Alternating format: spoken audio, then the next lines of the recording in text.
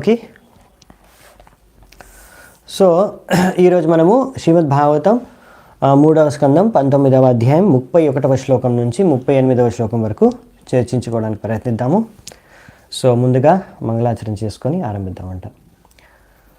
ఓం అజ్ఞానతిమిరాంధస్య జ్ఞానాంజనాశలాకయా చక్షోరున్మిళితం యేన తస్మై శ్రీగురవే నమః. శ్రీచైతన్యమనోభీష్టం స్థాపితం యేన భూతలే స్వయం రూపః కదా మह्यं దదాతి స్వపదాంతికం. వందేహం శ్రీగురూన్ శ్రీయుతాపదకమలం శ్రీగురూన్ వైష్ణవాంశ్చ. శ్రీరూపం సాగ్రజాతం సహగణ రఘునాథాన్వితాం తం సజీవం సాద్వైతం సావధూతం పరిజనసహితం కృష్ణచైతన్యదేవం శ్రీరాధా కృష్ణపాదాన్ సహగణ లలితా శ్రీవిశాఖాన్వితాంశ్చ. నమో ఓం విష్ణుపాదాయ కృష్ణప్రేష్టాయ భూతలే శ్రీమతే భక్తివేదాంత స్వామినితి నామినే.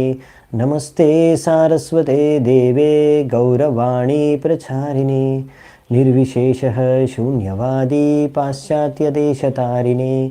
నమో మహావదన్యాయ కృష్ణప్రేమప్రదాయతే కృష్ణాయ కృష్ణచైతన్య నామినే ఘోరత్విషే నమః.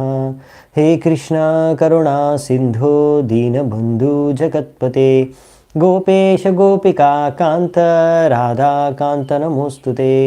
తప్త కాంచన గౌరాంగీ రాధే వృందావనేశ్వరీ వృషభానుసుతే దేవీ ప్రణమామి హరిప్రియే.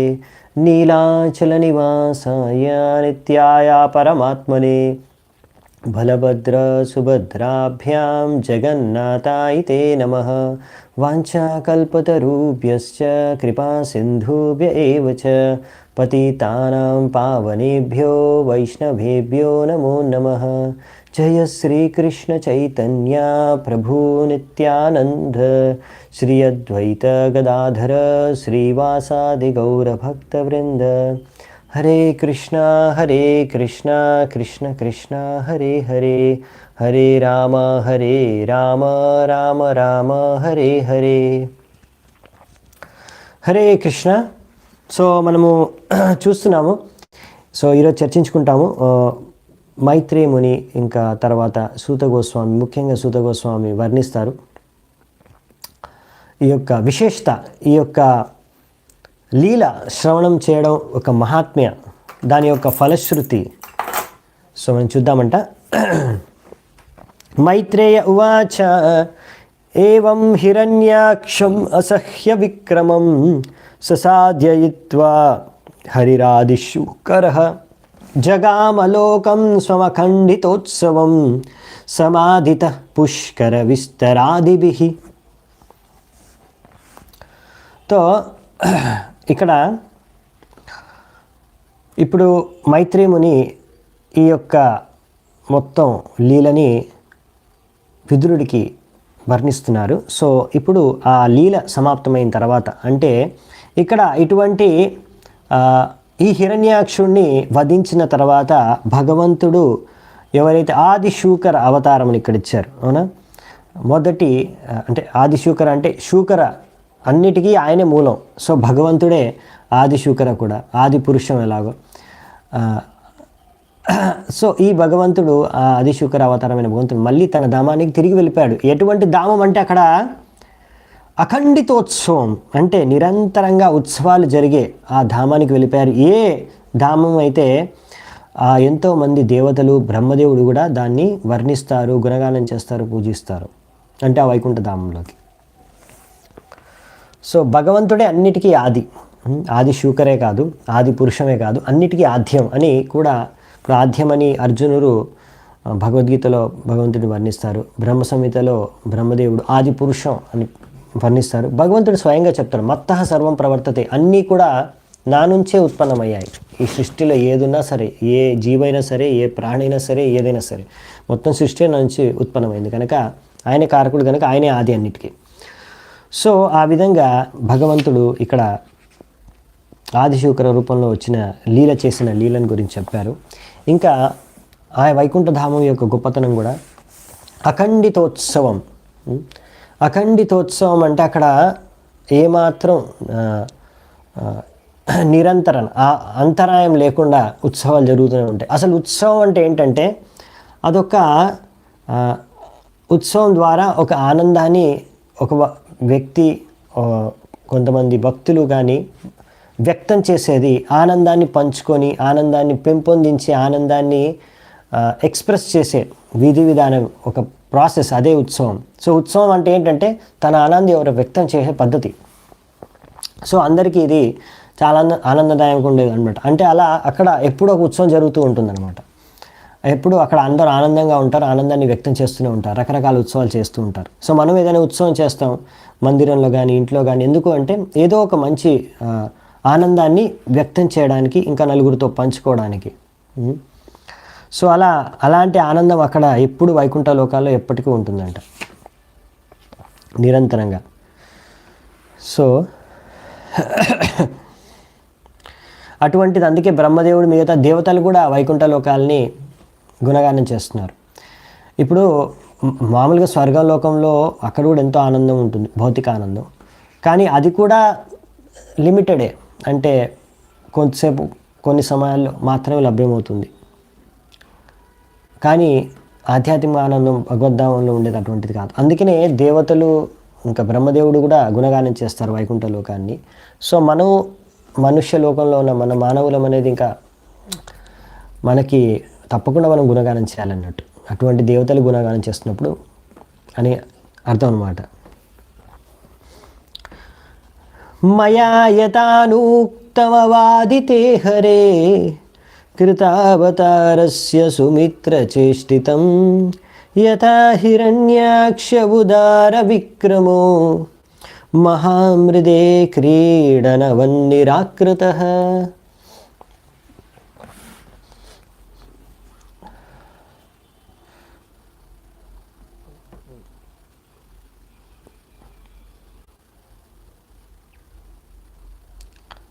సో ఇక్కడ మైత్రేయ ముని విదురుడికి ఏం చెప్తున్నారంటే,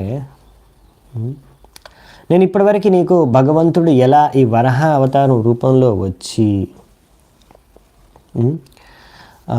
ఇలా ఎంతో గొప్ప శక్తివంతమైన అసురుడైన హిరణ్యాక్షుడిని ఎంతో సునాయాసంగా ఆడుతూ పాడుతూ ఒక క్రీడానవన్నిరాకృతః, ఆయన్ని ఎలా చంపేశారంటే ఆడుకుంటూ చంపేశారు ఆటల్లోనే. సో అటువంటి ఈ లీలని నేను ఇప్పుడు నీకు ఎలాగైతే నేను మయా యథానుక్తం, నేను ఎలాగైతే పరంపరలో నా గురువుల నుంచి విన్నానో అదే విధంగా ఏదైతే నేను విన్నానో అదే నీకు ఇక్కడ తెలియచేశాను అని ముందు కూడా ఈ విషయం చెప్పారు వేరే సందర్భాల్లో కూడా మైత్రేయ ముని విదురుడికి. సో ఇది ఒక ముఖ్యమైన విషయం అన్నమాట. ఎలా విన్నామో అలా చెప్పడం అనేది చాలా ఇంపార్టెంట్ అన్నమాట. సో ప్రభుపాద గారు మొదటిలోనే రాస్తారు. సో మనము మొదటి స్కందంలో కూడా రాస్తారు ఈ విషయాన్ని, అక్కడక్కడ కూడా రాస్తారు.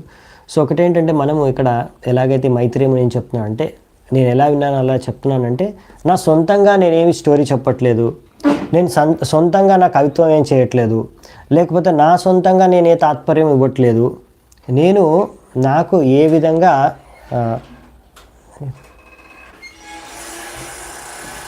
సో నేను ఏ విధంగా చెప్పాలనుకుంటానో నాకు తోచిందే చెప్పట్లేదు. కానీ ఏది నేను పరంపరలో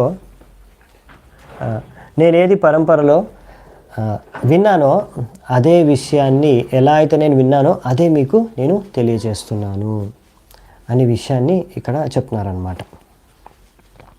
సో అది పరంపర అంటే మనం ఎలా గురువుల దగ్గర నుంచి విన్నామో అలాగే చెప్పడం, మన సొంత తాత్పర్యాలు. అందుకనే ఇక్కడ మనకి చెప్పేది ఏంటంటే మనం ఎప్పుడు సరిగ్గా పరంపరలో వినాలి, తర్వాత అదే విషయాన్ని చెప్పాలి.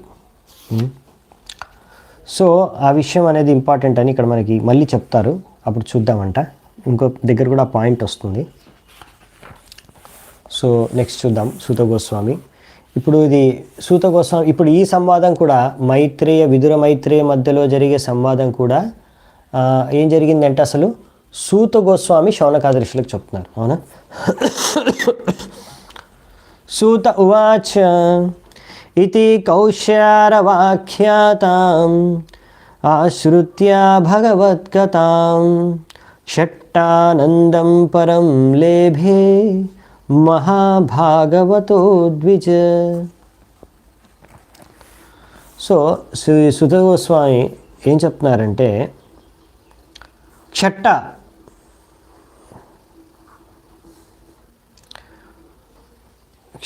అంటే ఇక్కడ విదురుణ్ణి. సో ఇక్కడ సూత గోస్వామి ఏమంటారంటే అందరు శౌనకాది ఋషులకి, ఓ నా ప్రియమైన బ్రాహ్మణులారా, ఈ విదురుడు ఎవరైతే మహాభక్తుడో, భగవంతుడు యొక్క శుద్ధ భక్తుడో, ఇలా భగవంతుడి లీలాల్ని శ్రవణం చేసిన తర్వాత ఎంతో ఆధ్యాత్మిక ఆనందాన్ని అనుభవించి అలా ఈ మైత్రేయము నుంచి విన్నాడు కనుక ఇలా ఆధ్యాత్మిక అనుభూతిని అనుభవించగలిగాడు. ఒకటి ఏంటంటే ఆయన కూడా మహాభక్తుడు, ఇంకొకటి ఏంటంటే మైత్రేయముని పరంపరలో వచ్చిన ఆయన దగ్గర నుంచి విన్నాడు కనుక.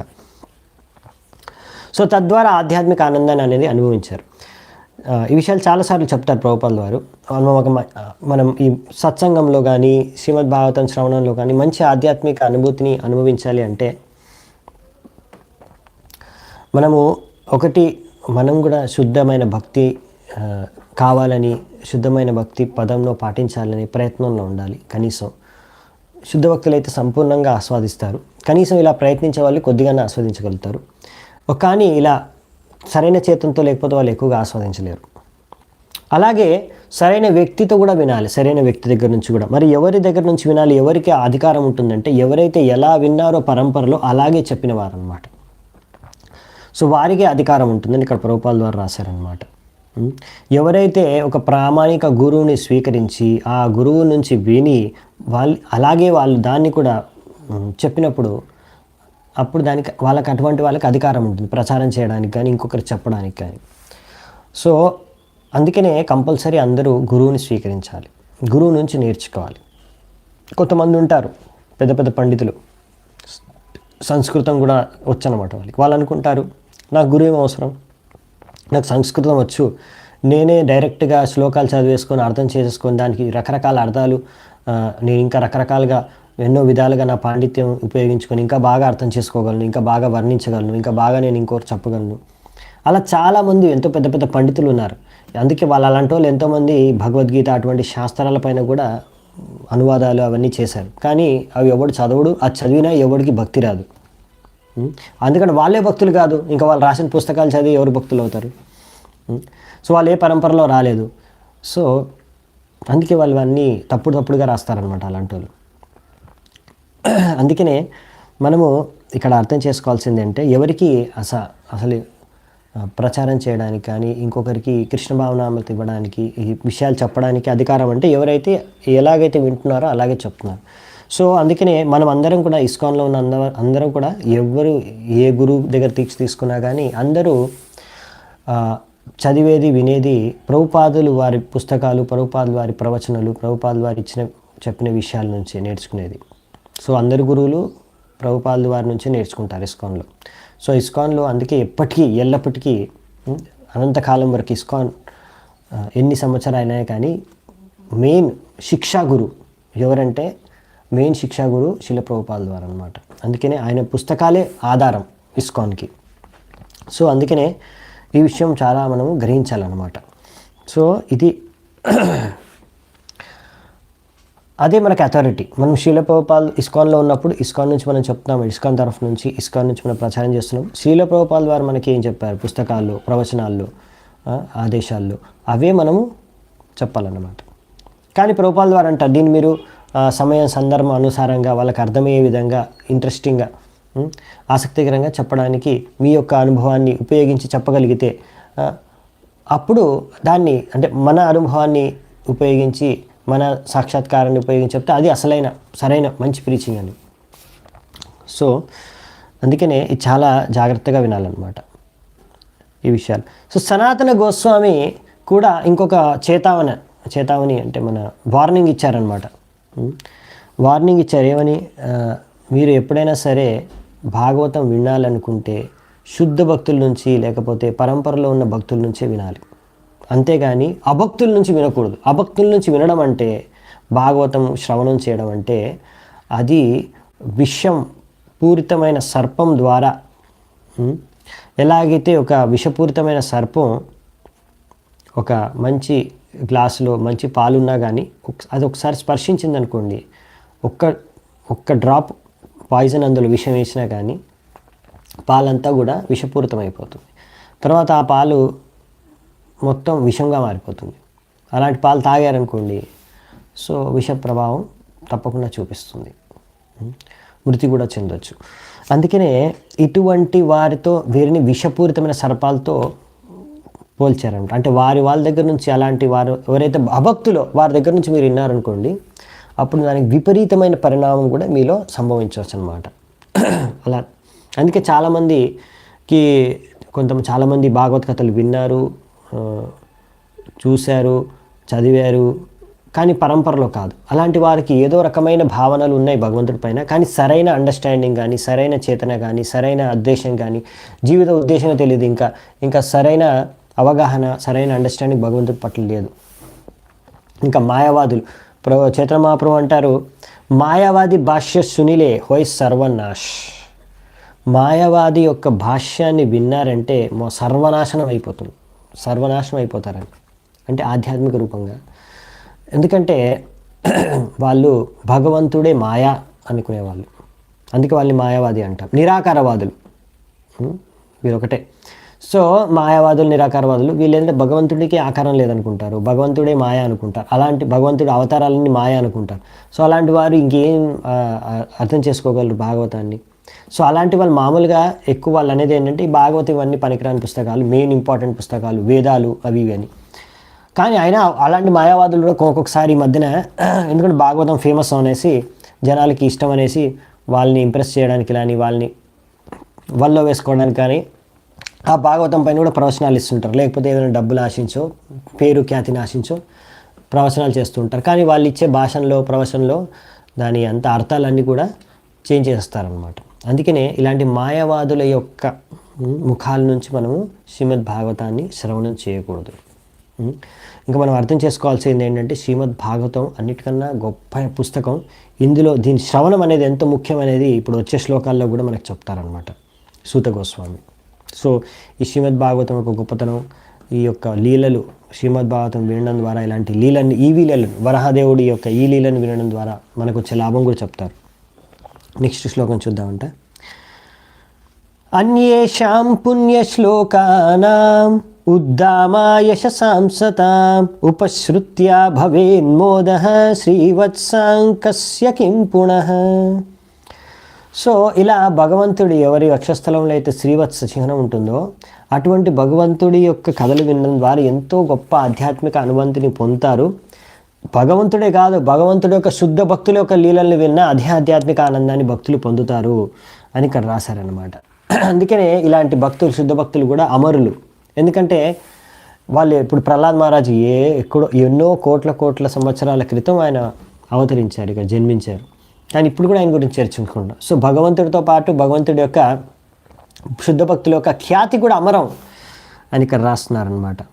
సో అందుకని భాగవతం అంటే భగవంతుడి యొక్క భక్తుల లీలలు రెండు కలిపి సపరేట్ చేయలేరు, రెండు ఉంటాయి అందుకే భగవతంలో స్టోరీలో. అందుకే ఇప్పుడు మనం చూస్తాం ఇంకా ఫ్యూచర్లో 4వ స్కందంలో ధ్రువ మహారాజ్ కథ, 7వ స్కందంలో ప్రహ్లాద్ మహారాజ్ కథ, 6వ స్కందంలో అంబరీష్ మహారాజ్ కథ, ఇలా ఎన్నో స్కందాల్లో రకరకాల భక్తుల, శుద్ధ భక్తుల యొక్క జీవన చరిత్రలు కూడా మనం చూస్తాం అన్నమాట. ఇంకా మహాభారతం తీసుకున్న అందులో పాండవులు ఉంటారు. పాండవులు కూడా భగవంతుడి యొక్క శుద్ధ భక్తులు. సో అక్కడ కూడా భగవంతుడు కృష్ణుడు వస్తాడు, ఆయన చర్చ కూడా జరుగుతుంది. పాండవుల యొక్క భక్తి దాని గురించి కూడా చర్చించుకుంటారు. సో భక్తుల చరిత్ర కూడా మనము విన్న ఆధ్యాత్మిక ఆనందం మనకు లభిస్తుంది అని చెప్తున్నారనమాట. సో కానీ ఇవన్నీ కూడా మనము ఈ ఆధ్యాత్మిక ఆనందం ఎప్పుడు లభిస్తుందంటే, లాభం ఎప్పుడు లభిస్తుందంటే మనం సరైన వ్యక్తుల ద్వారా వినడం ద్వారా. అందుకే మనం జాగ్రత్తగా ఉండాలి. ఎప్పుడైనా తెలుగులో కూడా మీరు ఇవాళ రేపు చాలామంది భాగవతం పైన కూడా ప్రవచనాలు ఇస్తున్నారు. ఇంకా చెప్పాలంటే నేను ముందు కూడా చెప్పాను, కానీ మళ్ళీ చెప్తాను నేను, ఎందుకంటే ప్రభుపాద వారు కూడా మళ్ళీ చెప్తున్నారు కనుక. సో చాలామంది ప్రఖ్యాత చెందిన స్పీకర్స్ తెలుగులో, ఇస్కాన్ వాళ్ళు కాదు, ఇస్కాన్ బయట నుంచి చాలామంది ఉన్నారు. మీకు యూట్యూబ్లో కానీ టీవీలో కానీ వస్తూ ఉంటారు, తెలుగు భక్తి ఛానల్స్లో కూడా వస్తూ ఉంటారు. చాలా ఫేమస్, అందరికన్నా ఫేమస్, ఇంటింటిలో జనాలు వింటుంటారు ఆయన గురించి. సో ఆయన పక్కా మాయావాది. సో మీరు జాగ్రత్తగా ఉండండి. మీరు ఆశ్చర్యపోతారు పేరు చెప్తే, చాలామంది నోరెళ్ళ తీసుకుంటారు. అందుకే నేను చెప్పట్లేదు, యూట్యూబ్లో ఉన్నాం కాబట్టి. కానీ చాలా చాలా జాగ్రత్తగా ఉండండి. మాయావాదులని ఎదుటి మీద రాసుకొని ఉండరు, అది జాగ్రత్త. మీరు కనుక్కోవాలి. అందుకే ఎప్పుడైనా ఎక్కడి నుంచైనా ప్రవచనం వింటే మీరు వాళ్ళు ఏ వైష్ణవ పరంపర నుంచి చెందినవారు వాళ్ళు అన్నారు అనుకోండి, లేదండి మేము మాయవాద పరివారం, మాయవాద సంస్కృతి సంప్రదాయం, మేము ఆదిశంకరాచార్యుల యొక్క సంప్రదాయం అంటే మీరు అర్థం చేసుకోవాలి. ఆదిశంకరాచార్యులు అనుసరించే వాళ్ళందరూ కూడా మాయావాదులు, నిరాకారవాదులు అని. సో వాళ్ళని మనం అనుసరించకూడదు, వాళ్ళ దగ్గర నుంచి మనం వినకూడదు. సో మీరు కనుక్కోవాలి. మీరు వింటున్న ఎలాగైతే మీకు బాడీకి ఏదైనా ట్రీట్మెంట్ కావాలనుకో, ఏదైనా రోగం వచ్చిందనుకోండి, ఎక్కడ పడితే అక్కడ ఎవరి దగ్గర పడితే ఆ దగ్గర ట్రీట్మెంట్కి వెళ్ళరు కదా, కనుక్కుంటారు ఆ డాక్టర్ మంచి డాక్టరా, ఆ డాక్టర్ నిజంగా ఎంబీబీఎస్ చేశాడా, లేకపోతే డిగ్రీ చేశాడా, దొంగ డాక్టరా, లేకపోతే. సో ఎలాగైతే మనకు మన రోగాన్ని నయం చేసుకోవడానికి ఆ డాక్టర్ గురించి బాగా అర్థం చేసుకొని సరైన డాక్టర్ని తెలుసుకున్నాక, నలుగురు నుంచి ఆయన అన్నీ వెరిఫై చేసుకున్నాక ఆయన దగ్గర వెళ్ళి ట్రీట్మెంట్ తీసుకుంటాం. ఇది కూడా అలాగే. సో ఇక్కడ కూడా మనం వింటున్నామంటే ట్రీట్మెంట్ తీసుకుంటాము. మన ఆధ్యాత్మికంగా మనం ఎంతో అనర్థాలు ఉన్నాయి, వాటన్నిటికి ముక్తం అవ్వడానికి, శుద్ధం అవ్వడానికి, మన చేతని శుద్ధం చేసుకోవడం కోసం మనం శుద్ధం అవ్వడానికి ఇక్కడ మనం ట్రీట్మెంట్ తీసుకుంటాం. సో మరి సరైన డాక్టర్ దగ్గరికి వెళ్ళాలి మరి. అలా దొంగ డాక్టర్ దగ్గరికి వెళ్తే కష్టం మరి. అందుకనే మనము జాగ్రత్తగా చూసుకొని, ఒకవేళ వాళ్ళు మన ప్రామాణిక వైష్ణవ పరంపరలో ఉన్నారా లేదా తెలుసుకొని తర్వాత వినాలి. 100 మంది వింటున్నారు కదా అనేసి నేను వింట పర్వాలేదు అనుకుంటే వాళ్ళు 100 మంది నరకానికి వెళ్తారు, మీరు నరకానికి వెళ్తారు వాళ్ళతో పాటు. ప్రభుపాదుల వారు అంటారు, ఒక గుడ్డివాడు ఇంకో 100 మంది ఎంతోమంది గుడ్డి వాళ్ళని ఏం దారి చూపిస్తాడు, అతను గోతులు పడతాడు, అతను ఫాలో అయిన వాళ్ళందరూ కూడా గోతులు పడతారు అనమాట. వాళ్ళు మీరు అన్నారు అనుకోండి, అరే 1000 మంది ఆయన వింటున్నారంటే వాళ్ళందరూ గోతులు పడతారు, మీరు వెళ్ళండి గోతులు పడండి, గొర్రెల మందంతో వెళ్ళండి. కొంతమంది అలాగే అనమాట, గొర్రెల మందం ఎక్కడ ఎక్కువ మంది ఉంటే అక్కడ వెళ్ళిపోతారనమాట. అదే కరెక్ట్ పద్ధతి, అదే చాలామంది పాటిస్తున్నారు కదా, ప్రాబ్లం లేదు. అరే వాళ్ళందరూ చచ్చూరుకుంటారు, మీరు వాళ్ళతో పాటు చచ్చూరుకుంటారా ఏంటి? సో అందుకనే జాగ్రత్తగా ఉండాలన్నమాట. సో మీరు ఎప్పుడైనా సరే ఎవరిని కీర్తన, భజన, ఫిలిం స్టార్, సినిమా స్టార్ వాళ్ళు కూడా ఎంతోమంది ఈ కీర్తనలు, భజనలు పాడుతూ ఉంటారనమాట. కానీ మనం జాగ్రత్తగా ఉండాలి, వాళ్ళ దగ్గర నుంచి వినకూడదు. ఎందుకంటే వాళ్ళు భక్తులు కాదు కనుక.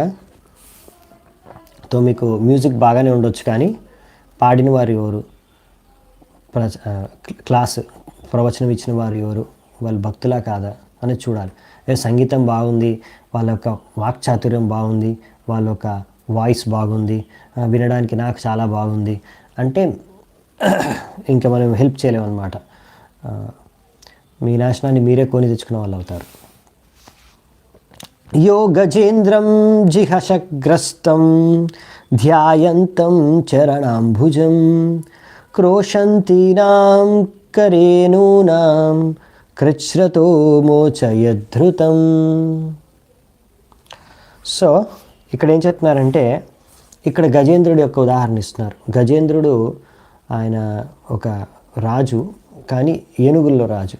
సో ఆయన ఏనుగుల్లో రాజు అయిన ఒకసారి, ఈ స్టోరీ కూడా తర్వాత వస్తుంది అప్పుడు చూద్దాం, కానీ నీళ్ళల్లో ఒక క్రొకడైల్, మగర్మచ్, మొసలి పట్టుకుంటుందన్నమాట కాల్ని. సో దాంతో యుద్ధం చాలా రోజులు చేస్తారు, కానీ రక్షించుకోలేని పరిస్థితిలో ఆయన భగవంతుడిని ప్రార్థించుకుంటాడు. అప్పుడు భగవంతుడు వచ్చేసి రక్షిస్తాడు ఈ యొక్క గజేంద్రుడిని. అప్పుడు ఆ సమయంలో ఆ గజేంద్రుడు అలా ఏమంటాం, ప్రాణాలు కోల్పోయే సమయంలో ప్రార్థించుకుంటూ ఉంటారు భగవంతుడికి. అప్పుడు మిగతా ఆయన వాళ్ళందరూ భార్యలు కూడా, వేరే ఏనుగులన్నీ, ఆడేనుగులు కూడా అక్కడ నది ఒడ్డున కూర్చొని ఏడుస్తున్నాయి, ఏం చేయలేకపోయారు, హెల్ప్ చేయలేక.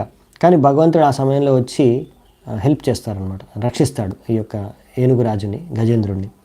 సో అంటే ఇక్కడ ఉద్దేశం ఏంటంటే, అలా ఒక పశువు రూపంలో ఉన్న ఏనుగు కూడా భగవంతుడిని ప్రార్థించుకుంది శుద్ధ భక్తి చేసుకోవడం ద్వారా. ఆ ఏనుగు కూడా, అతను కూడా ఏనుగు శరీరంలో కూడా ఏనుగు కూడా భగవంతుడు ఆ ఏనుగుని కూడా రక్షించాడు. ఆయన భగవంతుడిని పొందగలిగాడు ఏనుగు రూపంలో ఉండి. అటువంటిది మరి ఎవరైనా సరే, అంటే భక్తులు ఏ శరీరంలోనే భగవంతుడిని ప్రార్థించుకోవచ్చు. కానీ ఒకవేళ మీరు దేవతా శరీరంలో ఉన్న, ఒకవేళ భగవంతుడు శుద్ధభక్తి చేసుకోకపోతే మాత్రం భగవంతుడు మనం ఆశ్రయించలేము. సో అది తాత్పర్యం అని ఇక్కడ ప్రభుపాదుల వారు చెప్తున్నారనమాట. తం సుకారాధ్యం రుజుభిర్ అనన్యశరణైర్నృభిః కృతజ్ఞా కో న సేవేత దురారాధ్యం అసాధుభిః. సో ఇక్కడ ఏం చెప్తున్నారంటే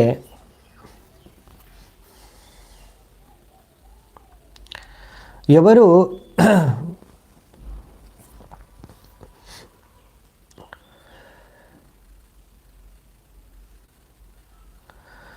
what grateful soul is there who would not render his loving service to such a great master as the personality of Godhead. So కృతజ్ఞా కోన సేవేత, ఎవరు వాళ్ళు అంటే ప్రతి ఒక్కడు ఒక వ్యక్తి కృతజ్ఞుడైతే తప్పకుండా భగవంతుడికి సేవ చేస్తాడు. అంటే ఎవరైనా భగవంతుడికి సేవ చేయట్లేదంటే ఆ వ్యక్తిలో కృతజ్ఞత అనేదే లేదు.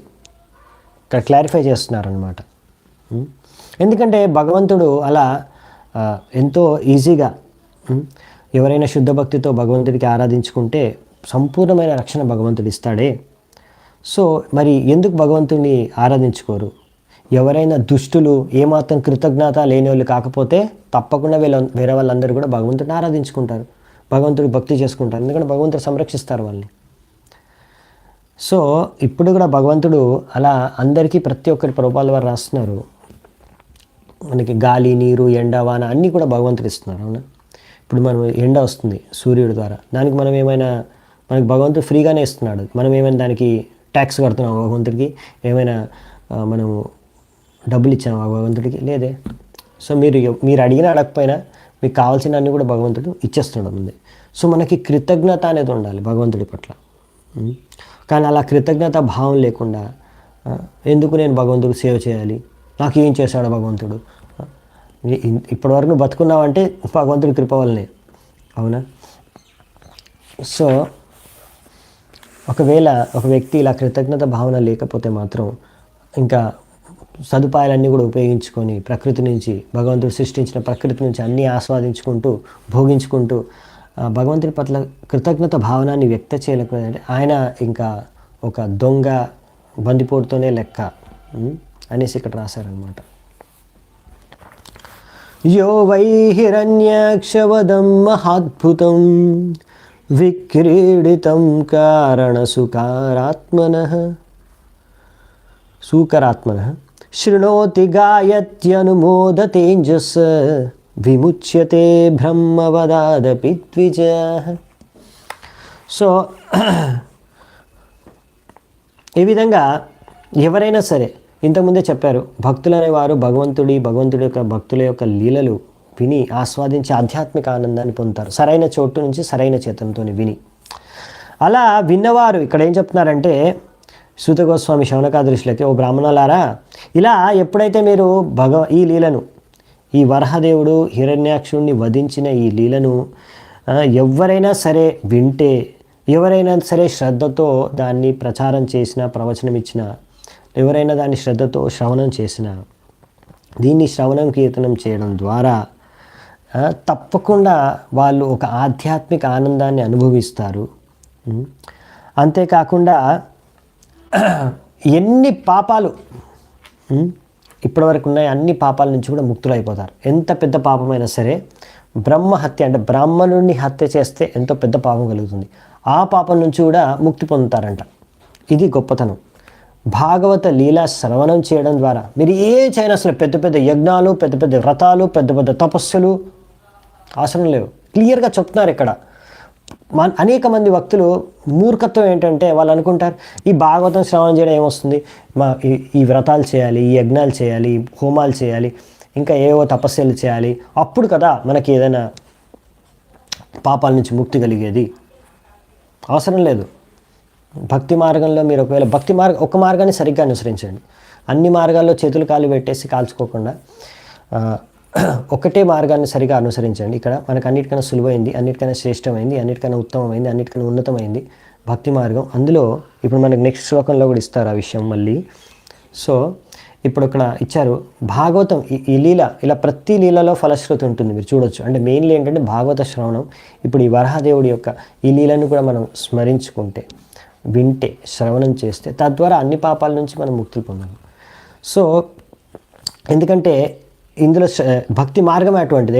ఇందులో పాపాల నుంచి ముక్తే కాదు, పాపము చేసే ప్రవృత్తి నుంచి కూడా మనకు ముక్తి లభిస్తుంది. ఈ విషయాన్ని ఇంకా బాగా విస్తృతంగా భక్తి రసామృత సింధులో వర్ణిస్తారు. సో అందుకనే మనము చాలా వినాలన్నమాట, ఇంపార్టెంట్. ఏతన్మహాపుణ్యమలం పవిత్రం ధన్యం యశస్యం పదమాయురాశిషం ప్రాణేంద్రియాణం యుధి శౌర్యవర్ధనం నారాయణోంతే గతిరంగ శృణ్వతాం. కావాలంటే ఈ శ్లోకం మెమరైజ్ చేసుకోండి, చాలా మంచి శ్లోకం. ఇందులో మీకు మళ్ళీ ఇంకా లాభాలేంటి, ఒక పాపాలైతే ఇప్పుడు మీకు ఆధ్యాత్మిక ఆనందం కలుగుతుందని ముందే చెప్పేశారు. ఇంకొకటి, మీ అన్ని పాపాల నుంచి, బ్రహ్మహత్య నుంచి కూడా మీరు తప్పించుకుంటారు, అంటే మీకు ముక్తి కలుగుతుంది అని చెప్పేశారు. నెక్స్ట్ మూడవది ఏంటంటే పెద్ద లాభం. మీకు చాలామంది అరే సరే పాపాల నుంచి ముక్తి కలుగుతుంది, ఏదో ఆనందం కలుగుతుంటే సరే ఇంకా ఏం మనకు లాభాలు ఇంకా ఏం కావాలి, చాలామందికి లాభాలు కావాలి కదా, ఏం ఫలం దొరుకుతుంది, ఏం లాభం దొరుకుతుంది. ఏతన్ మహాపుణ్యం, మహాపుణ్యం అంటే మీరు ఇంకా వేరే పుణ్యం ప్రాప్తించుకోవడానికి వేరే కార్యాలు అవసరం లేదు, మహాపుణ్యం లభిస్తుందండి మీకు. భాగవతాన్ని ప్రచారం చేయడం ద్వారా, భాగవతాన్ని శ్రవణం చేయడం ద్వారా మహాపుణ్యం. ఇంకా అలం పవిత్రం, పవిత్రం అవునా, అలం పవిత్రం అంటే మీరు ఇది చాలా పవిత్రమైంది, మీకు పవిత్రత లభిస్తుంది, మీకు మహాపుణ్యం లభిస్తుంది. ధన్యం, మీరు ధన్యులైపోతారు, అంటే మీకు చాలా ధనం కూడా లభిస్తుంది. ధన్యం యశస్యం, యశ అంటే ఖ్యాతి, ఎంతో ఖ్యాతి కూడా లభిస్తుంది. ఇంకా అంతేకాకుండా ఆయు ఆశిషం అంటే ఆయు, మీకు పెద్ద ఆయు పెరుగుతుంది మీది, అంటే చాలా కాలం మీరు జీవిస్తారు. ఇంకా ఆశిషం, మీరు ఏం ఆశించారో అవన్నీ కూడా మీకు దక్కుతాయి. అంతేకాకుండా ఇక్కడ ప్రాణేంద్రియానాం యుధి శౌర్యవర్ధనం, యుద్ధానికి వెళ్ళినప్పుడు ప్రాణం, ఇంద్రియాలు అన్నీ కూడా దాని శౌర్యం అంతా పెరిగిపోతుందంట, అంటే బాగా యుద్ధం చేయగలడు ఒక వ్యక్తి ఎవరైతే యోద్ధ. సో అంటే ఓన్లీ బ్రాహ్మణులకే కాదు, ఇప్పుడు క్షత్రియులు కూడా ఎవరైనా వింటే లీలలు భాగవతం శ్రవణం చేస్తే యుద్ధంకి వెళ్ళినప్పుడు ఆయన కూడా అంతే శౌర్యవంతంగా యుద్ధం కూడా చేయగలడంట. చూడండి, మరి మృత్యు సమయంలో ఎక్కడ వాళ్ళకి లభిస్తుందంటే నారాయణోంతే గతిరంగా శృణ్వతాం. సో నారాయణోంతే గతిర్, వాళ్ళ గతి అంతంలో గతి ఏంటంటే నారాయణం గతి. సో భగవంతుడి ధామానికి, వైకుంఠ ధామానికి ఈ వినడం వల్ల శృణ్వతాం, ఇలా వినడం ద్వారానే నారాయణుడి దగ్గరికి వెళ్ళిపోవచ్చు అంట అని ఇక్కడ చెప్తున్నారు. సో అంటే ఇలా మృత్యు సమయంలో ఎవరైనా భగవంతుడు అంతకాలంలో నారాయణుడి గురించి వింటే, ఇలా లీలల గురించి వింటే నారాయణుడి యొక్క ధామానికి, భగవద్ధామానికి, వైకుంఠ ధామానికి వెళ్ళిపోవచ్చు. సో ఎంత ఇంపార్టెంట్ అనేది భాగవతం వినడం, శ్రవణం చేయడం, కీర్తనం చేయడం, ప్రచారం చేయడం అనేది మీరు అర్థం చేసుకోండి. అందుకనే ఎలాగైనా సరే మనము మన భక్తి చేసుకుంటున్నప్పుడు మనం కంపల్సరీ, ఇక్కడ ప్రభుపాల్ వారు రాశారు, the beginning of devotional service, మన భక్తి ఎప్పుడు ఆరంభం అవుతుంది. ఇది చాలా ఇంపార్టెంట్ అండి, చాలా మంచి అనిపించింది నాకు statement.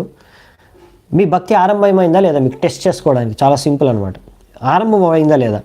The beginning of devotional service is to spare some time, కొద్ది సమయము వెచ్చించాలంట, some time, and listen to Shrimad Bhagavatam from the right source. మనము కొద్దిసేపు ఒకవేళ భక్తిలో కొంచెం సమయాన్ని వెచ్చించి భాగవతాన్ని శ్రవణం చేస్తే అప్పుడు మన భక్తి మార్గం మొదలవుతుందంట. మరి చాలామందికి సమయం లేదంటారు భాగవతం వినడానికి, అంటే వాళ్ళకి ఇంకా భక్తి ఎలా మొదలవుతుంది, వదిలే అవ్వదు. సో శ్రీ చైతన్య మహాప్రభు అందుకనే భక్తి మార్గంలో అన్నిటికన్నా 5 ముఖ్యమైన విషయాలు చెప్పారు. 5 ముఖ్యమైన విషయాలు చైతన్య చరితామృతంలో వస్తుంది, అప్పుడు చూద్దాం మళ్ళీ. కానీ ఇప్పుడు ఆ 5 ముఖ్యమైన విషయాలు ఏంటంటే, ఒకటేంటంటే భక్తులకి సేవ చేయడం, భగవంతుడి యొక్క శుద్ధ భక్తులకి సేవ చేయడం, ఏ విధంగా వీలైతే ఆ విధంగా సేవ చేయడం. నెక్స్ట్ హరినామ జప, హరే కృష్ణ మహామంత్రాన్ని జపించడం. ఇంకొకటి శ్రీమద్ భాగవతాన్ని శ్రవణం చేయడం. ఇంకోటి భగవంతుడి యొక్క విగ్రహాన్ని ఆరాధించడం. ఇంకా తర్వాత ఒక మంచి పుణ్య తీర్థంలో, అంటే దివ్యస్థలంలో, తీర్థస్థలంలో నివసించడం. ఇవి 5 ముఖ్యమైన విషయాలన్నమాట భక్తి మార్గంలో. సో ఎలాగైనా సరే 5 విషయాలు మనము చేయడానికి ప్రయత్నించాలన్నమాట. సో తద్వారా మీరు ఇక్కడ భగవద్ధామానికి ఎలాగో వెళ్ళిపోతారు, చనిపోయిన తర్వాత. కానీ చనిపోక ముందు కూడా ఇక్కడ ఉన్నంత కాలం కూడా మీరు ఈ 5 కార్యాలు చేస్తూ ఉన్నారంటే ఈ భౌతిక జగత్తులో ఉన్న భౌతిక సమస్యల నుంచి కూడా మీరు ఒక విశ్రాంతి అనేది కలుగుతుంది తప్పకుండా.